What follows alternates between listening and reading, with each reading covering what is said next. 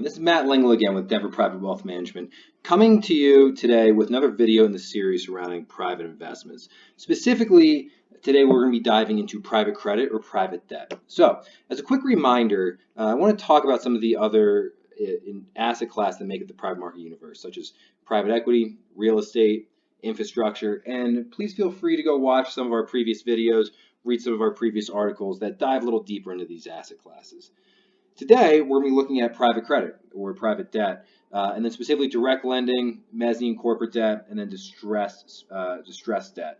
And you'll notice that, on the direct lending side, the simplest way to think about it would be, just like you want to buy a home, you need a mortgage. Well, not all banks will lend on your specific situation, and the same thing happens in terms of business and in commercial real estate as well.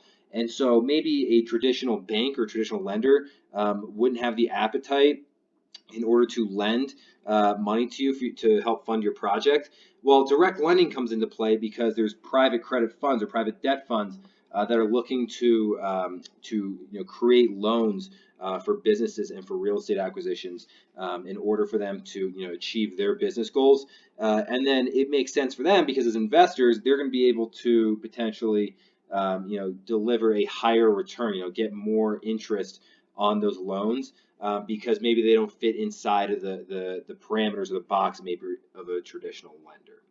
So moving on in terms of historic returns, you'll notice here over the last 5, 10, 20 years on the private debt side, there's some potential strong return characteristics here, especially when you start thinking about this as the bond portion of your portfolio. So when it comes to a more sophisticated accredited investor, when they're looking to diversify out of the public markets, private debt can still fit some of that fixed income bucket, while with potentially higher levels of return, which is what makes it attractive.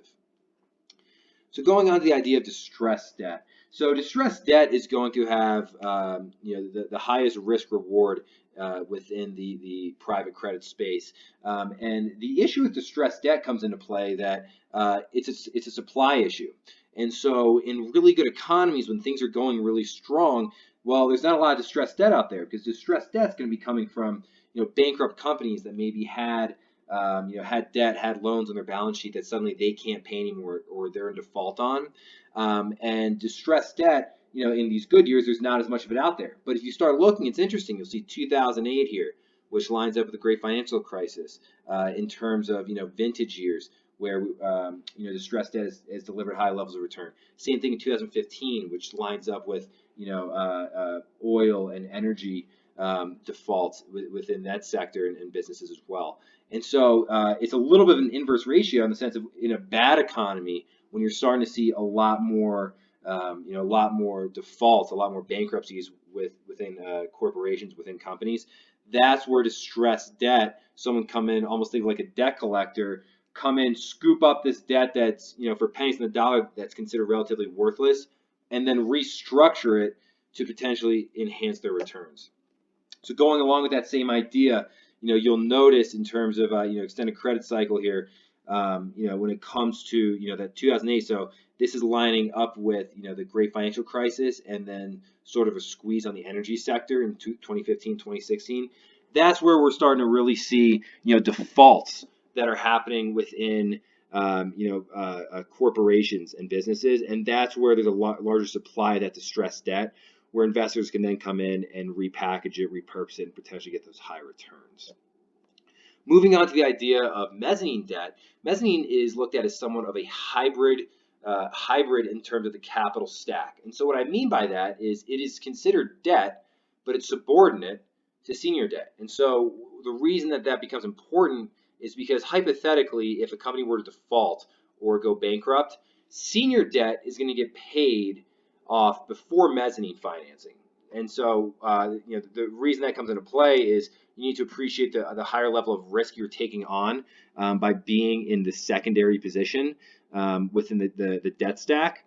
However, what makes mezzanine financing so interesting is that it has the option to be convertible into ownership or equity. So imagine you were a venture capital investor and you had mezzanine debt in Uber or Facebook before it IPO'd, and you were able to take that mezzanine debt and flip it into ownership within Facebook or Uber, you can start to understand why it becomes so attractive. Even though it's gonna be more risky than just direct lending or direct debt, because realistically, if a company's going to default or go bankrupt, you're far enough down the totem pole that you're most likely not going to get paid. But in terms of that hybrid nature and the option to convert it, is what makes it so attractive to investors. And so you're going to see mezzanine debt come into play a lot, and mezzanine financing come into play a lot with with commercial real estate transactions, with venture capital, things of that nature. So I hope this was helpful. As always, please feel free to reach out and ask us questions about where private credit, private debt might fit into your particular portfolio. We're always happy to discuss in further detail. And thank you for your time.